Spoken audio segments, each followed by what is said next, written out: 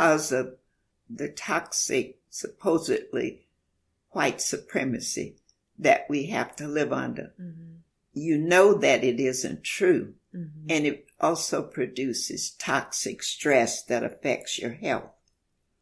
And if I can do anything to unravel that myth, that narrative that is a lie, mm-hmm. so that my people can experience a greater measure of health, I'm willing to do it. Yes.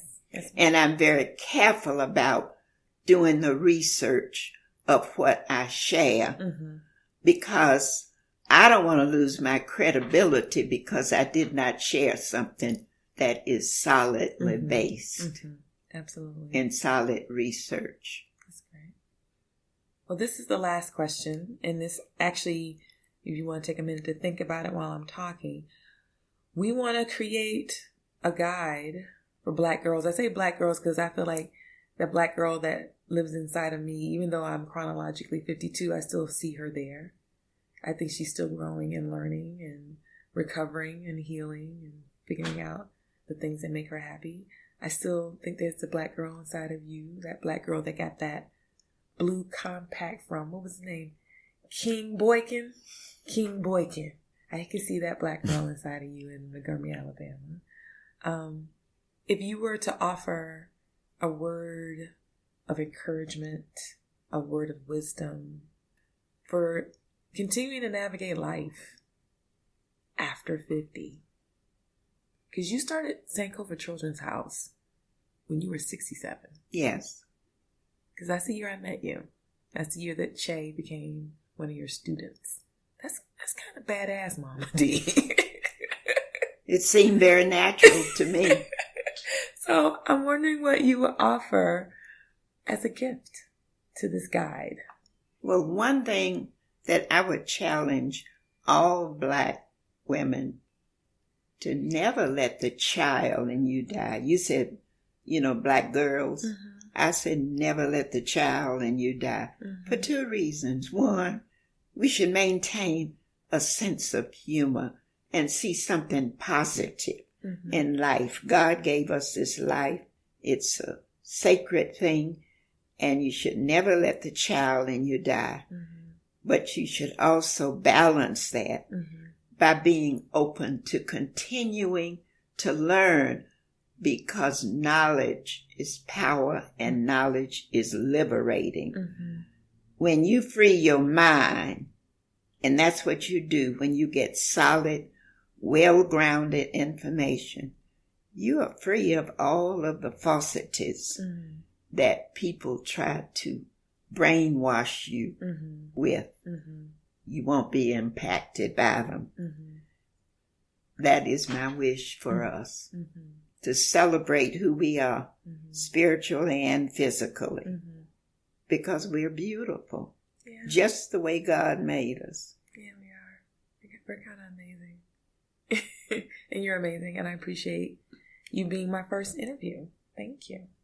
Well, you are very welcome. And I love you. I love you too. So, there is going to be an opportunity for collective knowledge sharing, because I don't think that I'm the only person who's grappling with questions. I also don't think that I'm the only person who has an offering, right? So I want to create a space for both the question and the offering for folk who I might not be able to interview, but you get to tap in, right? So I want to welcome everybody to the Black Girl's Guide to Surviving Menopause, and you get to participate, right? And you can also send listener letters to decolonizingthecrone@gmail.com. So what are these listener letters, right? These listener letters are a way for us to share our hopes and our dreams, to ask questions, to share collective knowledge. What I asked you to do is you're going to send a listener letter is to put in the subject line what the listener letter is about. Is it the maid, the mother, or the crone?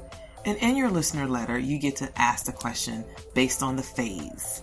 Is this a maid question? Is this a mother question? Is this a crone question? And if you have an offering to the Black Girl's Guide to Surviving Menopause, you can do that with the listener letter too. And we're going to share these letters.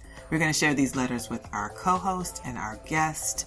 And we're also going to share these letters back out to other listeners so you can get the benefit of this community that we're hoping is going to continue to grow. And I want to reiterate again around the maid mother crone and how that is in some ways reinforcing cisgendered privilege. And I don't want that to be the case. I want this to be an accessible space that we all get to navigate and negotiate and explore together. So if you identify as someone who is trans or gender non-binary and you have a question for the maid phase or the mother phase or the crone phase, you get to ask that question. I might not always have the answer, but I'm definitely going to share these questions because there might be other folk who will become a part of our listeners, our body of listeners who may actually have responses.